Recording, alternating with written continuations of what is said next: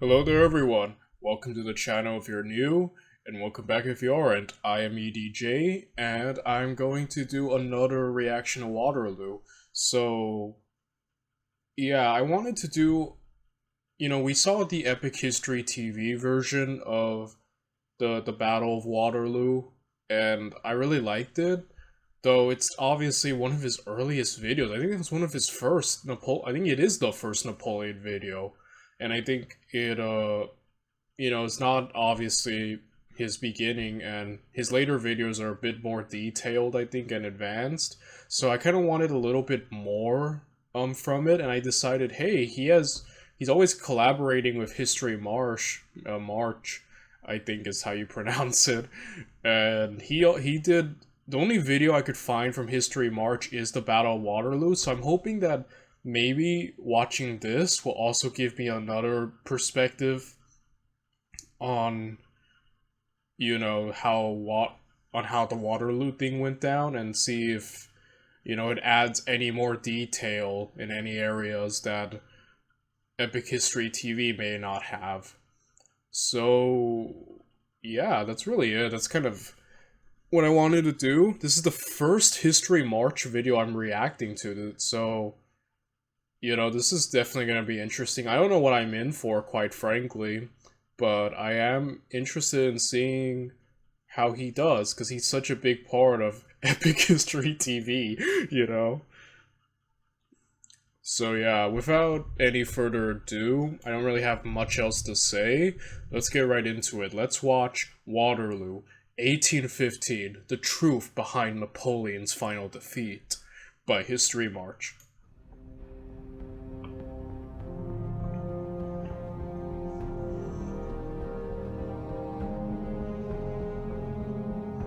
Late May 1815. Exiled to Elba in 1814, Napoleon had returned in March and is once again Emperor of the French.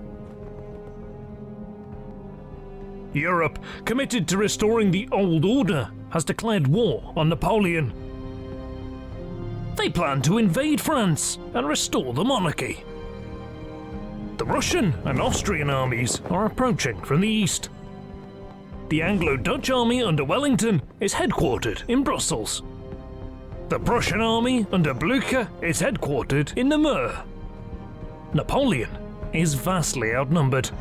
Dude, yeah, I'm really loving these numbers, because I'm, looking at the French numbers, and I'm looking at, everyone else's. I'm like, oh boy. Yeah, I think Napoleon's plan wasn't necessarily to win,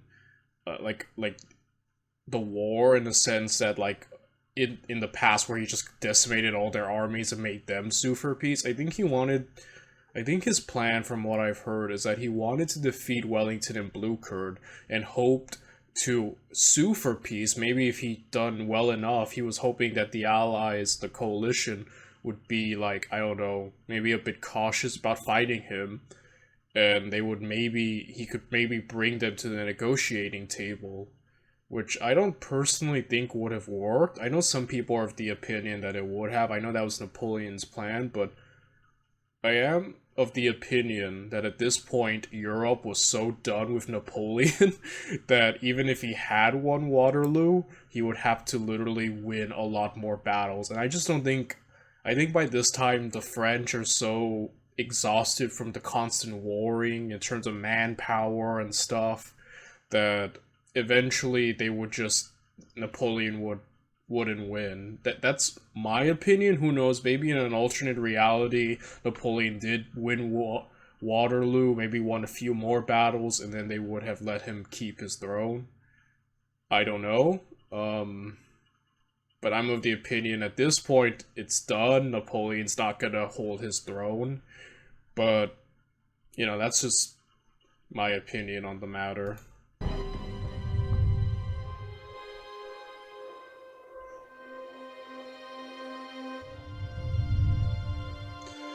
The truth behind Napoleon's defeat. So I'm hoping maybe he gives some more insight into the mistakes Napoleon made. I don't know how much different this will be from Epic History TV's version, but I'm hoping it adds other insight, you know? But before we... King Louis XVIII has fled France and set up court in Ghent, 60 kilometers west of Brussels. From Ghent, the king's agents and spies have infiltrated Napoleon's government and army. The role of Fouché is well known, plotting Napoleon's downfall from the moment he returned to France. However, there were many others. The king also has spies and agents in the French army, many in direct communication with Ghent, providing intelligence. Along the frontier, the king has stationed officers to collect deserters and sow discord. One such officer was the Marquis de Castries, a former aide-de-camp of Davout, now stationed in Namur, whose staff included a former cuirassier, Friedrich Rie. Napoleon faced a severe shortage of horses, and the financial situation was perilous. Yeah, Napoleon... An insurrection. So much of Napoleon's tactics relied on cavalry and speed, and we kind of discussed after the French invasion of Russia, that did affect Napoleon a lot, you know.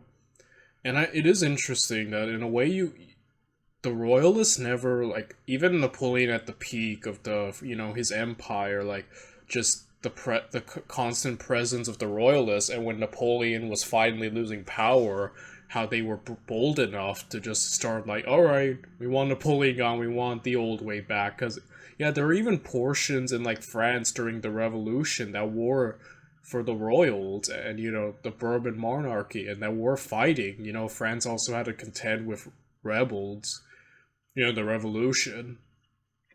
So, yeah, it is interesting, and obviously, yeah, I like the context he's putting, that you're seeing the names of all the people still loyal to the Bourbon monarchy, even as Napoleon has come back at the moment. That's interesting, seeing the spies work going on, which, assuming they were always kind of there, and there's always pro-royalists, I think, even when Napoleon was at his peak, so it's just interesting to see that, Action was raging in the Vendée, requiring troops to be dispatched to the interior. Once the Allies invaded, his military situation would arguably be better than in 1814, but his political situation was unstable. He needed an event to rally the country around him before the Allied invasion. Brussels was the answer. A lightning stroke to seize the Belgian capital and possibly return Belgium to France would captivate the nation.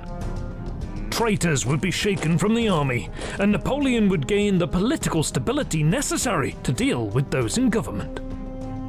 Napoleon decided to strike.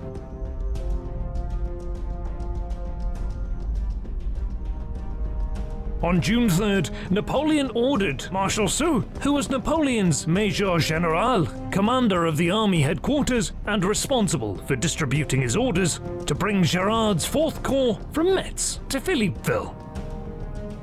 Napoleon also reorganized the cavalry, taking divisions attached to the infantry corps and creating 4 cavalry corps under the overall command of Marshal Grouchy. On June 4th, Soult gave a detailed report to Napoleon of the locations of the infantry corps of Army du Nord and the time required to reach the staging areas for an invasion. 1st Corps at Maubeuge, 2-day march, leaving on the 11th. 2nd Corps to the right of Maubeuge on the Sambre, 1-day march, leaving on the 12th. 3rd Corps north of Philippeville, 2-day march, leaving on the 12th. 4th Corps at Philippeville, 7 or 8-day march, leaving on the 6th. 6th Corps, previously indicated to be at Avesnes, 5-day march, leaving on the 9th. Imperial Guard at Avesnes, staggered march, arriving on the 13th. Needles, essential for sewing bear, but maybe not for people with rheumatoid arthritis. What the heck? Everything was planned, so the army would be in position by the evening of the 12th, to be moved into final positions on the 13th. and launched on the Sambre on June 14th, the anniversary of the victories of Marengo and Friedland. Napoleon planned to come between the Anglo-Dutch and Prussian armies. The French army, vastly superior to either Allied army, would compel the Allies to retreat, as neither could survive a battle on their own. Napoleon would occupy Brussels by June 16th. A thunderclap heard across Europe. The king would be chased from the continent and the traitors purged from his government and army. On June 5th, I love this extra context he's giving in regards to the movement and the plan that Napoleon had.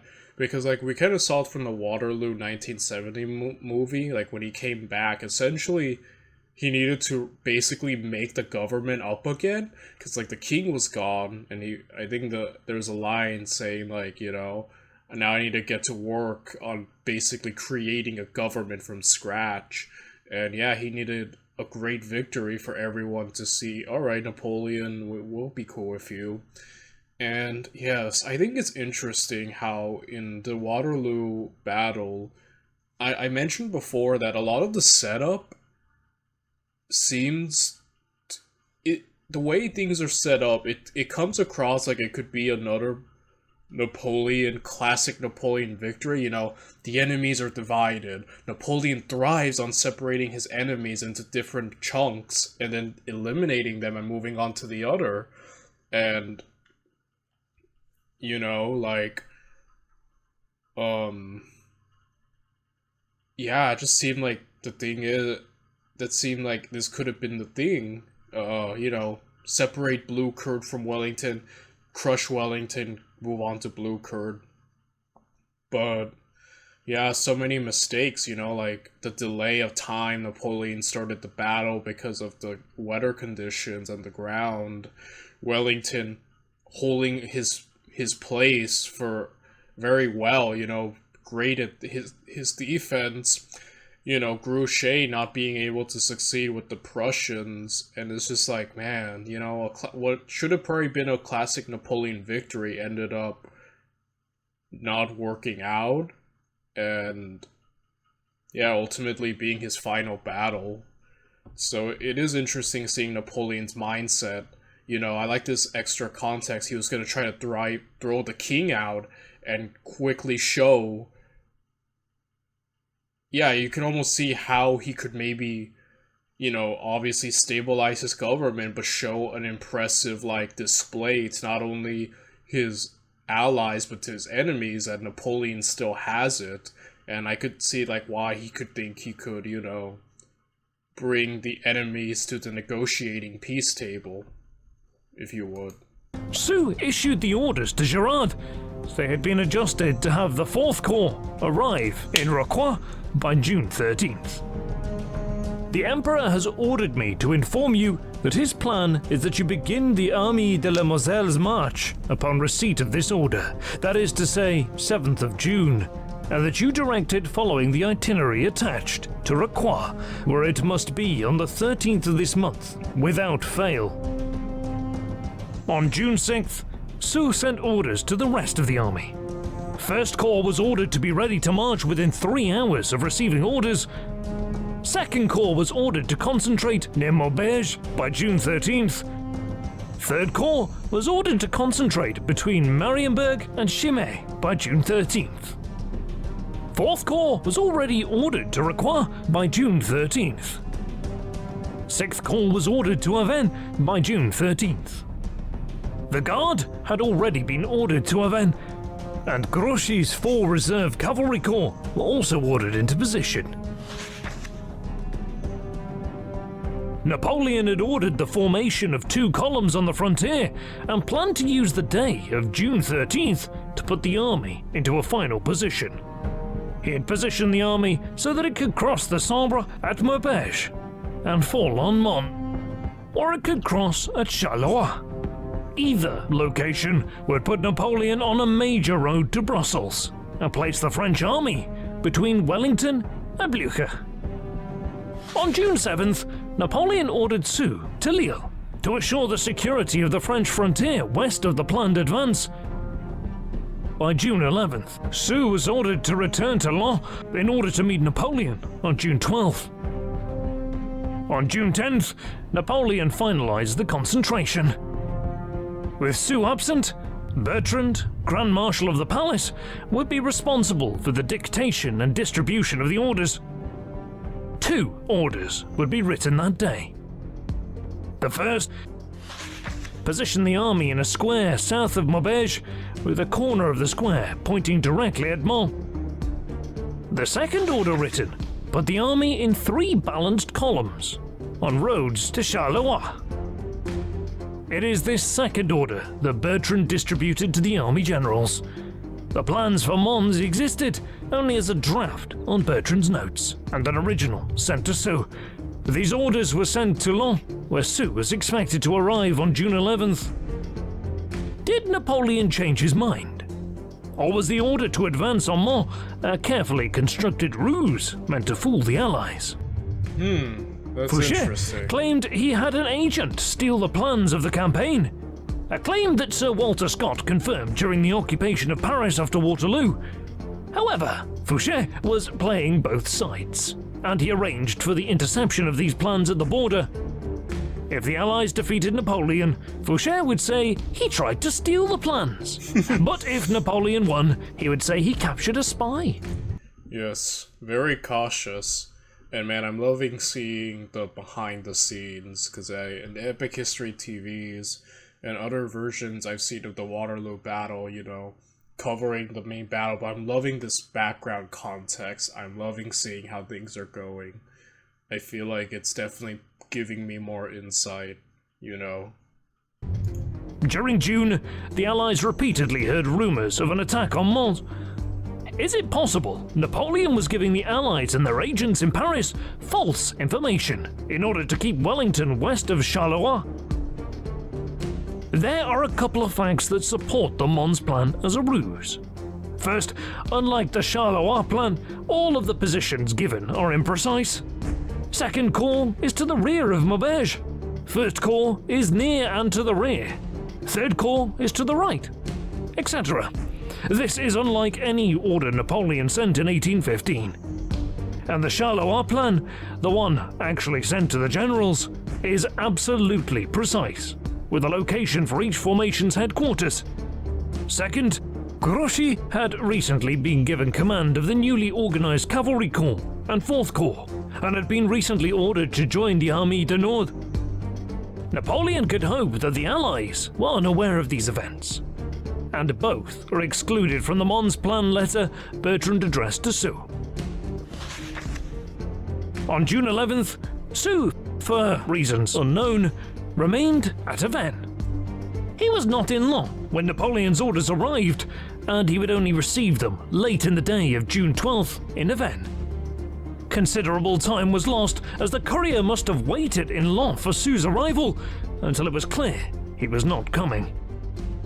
Soult initially began executing the orders for the advance on Charleroi, but then switched to the plan for Mons. Had 2 orderlies been sent to Laon, but arrived in Avesnes in reverse order, thus confusing Soult? Or had Soult received the intercepted false Mons orders after the Charleroi orders? Whatever the event, Soult had adopted the Mons plan, contrary to Napoleon's final wishes. Wow. Okay, wow. Dang. This is beyond fascinating to me, seeing, you know, much more forgivable, I guess, of some errors made during this campaign, because yeah, Napoleon was fighting a real uphill battle. Even in France, he had enemies, you know? So, yeah, it makes it, because Soult is considered one of the best of the marshals, you know? And so, yeah, like, I'm seeing, like, how things could, like, start to get a little confusing, or understanding why he did what he did, you know, in a much better way. Napoleon left Paris on June 12th and arrived in Avesnes on June 13th. He immediately countermanded Soult's orders and ordered the army into the 3 columns for an advance on Charleroi. As Soult plainly said to Vandamme, "According to the orders that I sent to you yesterday, you were to gather your army corps in Beaumont. But the Emperor has again ordered the execution of the order of the day from the 10th, of which I sent you the ampellation, according to which you were to gather your troops during the day of the 13th in front of Philippeville. It is thus the dispositions of the order given by the Emperor on the 10th that you must follow. The rest of the army was given similar orders. Due to the delays introduced by Soult not being in law and giving the wrong orders, Napoleon would delay the advance until June 15th. Vandamme would receive the orders too late, and Napoleon would order him to remain in Beaumont, thus overloading the centre column. Napoleon used June 14th to move the army closer to the frontier. Napoleon heard from his spies that the Allies had not moved on June 13th or June 14th. He had every reason to believe he had achieved his goal of concentrating his army on the Sambre without Wellington or Blücher knowing. At 11:30 p.m, Gneisenau, the Prussian chief of staff, began the concentration of the Prussian army. French traitors had informed him of the impending attack. The 12+ hours gained allowed the Prussians to field an army at Sombref. As the great Prussian historian Leto Vorbach states, without this treason committed by members of the French army, the surprise intended by Napoleon would have been successful to an even stronger degree than was the case now. Wow. Dang. Yeah, this previous, treachery involved among the French army and was something I was not fully aware of, which I think makes it even more impressive that Waterloo was such a close victory, for Napoleon when he was fighting Wellington, despite all the handicaps by cavalry and, stuff going on behind the scenes like this. It is impressive how Napoleon managed to get as far as he did, even with all the cards stacked against him. I don't think that's the saying, but you know what I mean. Even with so many disadvantages like that. Though delayed and worried about the advance via Mons, the gathered Prussian army allowed Wellington to order the concentration of his army at Quatre-Bras without fears of immediate destruction. Napoleon's plan was to prevent Allied cooperation, but not only were Wellington and Blücher working together on June 16th, they literally were able to meet in person. Napoleon believed on June 16th he would push a single Prussian corps aside and force march that night with his guard to Brussels. But instead of facing no major battles, the French ended up fighting too. Ney and Wellington met at Quatre-Bras and fought to a stalemate, while Napoleon defeated Blücher at Ligny. However, on June 18th, the Allied armies were joined and would deal Napoleon a decisive defeat at Waterloo. French traitors had destroyed Napoleon's plan, but the root of this destruction was the delay which allowed the king's agents in the French army to tip off the Prussians. It's that delay, man. Napoleon was on a real timetable. Every hour was precious at this point in Napoleon's, Waterloo campaign. And, the delay of time really is important. Especially for Napoleon at this point. The Allies, the coalition, can benefit a lot from delays at this time as they all mobilize and get ready. But, Napoleon was really I need to move. So it is interesting to just see this all play out. Had Napoleon kept to his original schedule, the French army would have crossed the Sambre and occupied the Nivelles-Namur road. Wellington and Blücher would have had their communications greatly impacted and would not have been able to coordinate a defence. Napoleon would have occupied Brussels, or, had either army chosen to give battle, destroyed it. Dang, man. The delay was caused by Soult remaining in Avesnes and the confusion caused by two orders. What was the purpose of the Mons order? Had Napoleon changed his mind? Or had a carefully constructed ruse gone horrifically bad? That is beyond interesting to think about. Contracts, exploding bills, surprises. Have we finally had enough? Metro. On June 22nd, 1815, Napoleon signed his abdication. It is believed that this took place in the Salon d'Argent in the Palais d'Élysée, Napoleon's residence during the 100 days. The Salon d'Argent is in the rear of the palace, on its eastern side. If he signed his abdication here, it is possible the Salon d'Argent served as his office during 1815. Adjacent to the office is a staircase. Napoleon would be exiled to St. Helena, joined by his faithful companion Bertrand. In 1821, after Napoleon's death, Bertrand returned to Europe, arriving in Portsmouth on August 1st. On August 6th, Bertrand and his family travelled to London, where they took residence at Brunet's Hotel of Leicester Square, along with Montholon and his family. During their stay in England, Bertrand and Montholon were often visited by various officers and government officials. On September 15th, John Cam Hobhouse visited Bertrand, and he recounted his visit in his diary. I called with D. Kinnaird on Count Bertrand at Brunet's Hotel. Found him and his countess, his brother, and another person there. The countess, ill with a cough, a pale, tall, thin, agreeable-looking woman of a certain age. The count very solicitous about her health. Bertrand drew near to me and spoke frankly about my book. Said the emperor saw at once that il sortait de la classe, that he saw I had a recourse to good informants, that he at first had resolved to answer the book and to correct many points of which he alone has knowledge, having the reins of government and could give a just account, that he observed I had altered my opinions as to the libéraux in the second edition, and had seen that they did wrong to suspect the emperor had to debate about liberty when they should be defending their country against the foreigners. This alluded to a note which Constant furnished me with. Bertrand told me that the reason why Napoleon discontinued writing his remarks on my book was, first, he took up the employment and wrote those things which all the world knows. I did not ask him what he really wrote, but Montholon told Kinnaird that he wrote the account of the Battle of Waterloo, which Phillips published. The other reason was that he could not write on my book without exposing the treachery of many men still about the French court, which he did not wish to do. I said, Fouché, for instance. Yes, said Bertrand.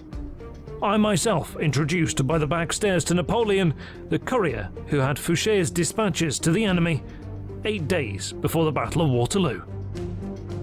8 days before the Battle of Waterloo, on June 10th, 1815, Napoleon and Bertrand, who were consumed with preparing the final concentration of orders for the campaign in Belgium, apprehended an agent of Fouché, carrying dispatches to the enemy. If you enjoyed the video, please hit that like button and Immensely. I enjoyed that video immensely. I love the extra background. It didn't cover the battle, but I'm happy it didn't, because, you know, we've already seen in this channel Waterloo, the battle depicted. I just love the background information. It definitely has changed my perspective a lot on Waterloo, and I feel like definitely. It makes me more impressed with Napoleon and how well he did, you know. But that's without doubt. It's Napoleon, you know. Napoleon's always, it's just one of the greatest, arguably maybe even the greatest commander, but even he could be hampered by mistakes, you know. And yeah, overall, just really loved this video. Really informative and beyond interesting. And yeah. So, I'll see you all next time, alright? Bye, everyone.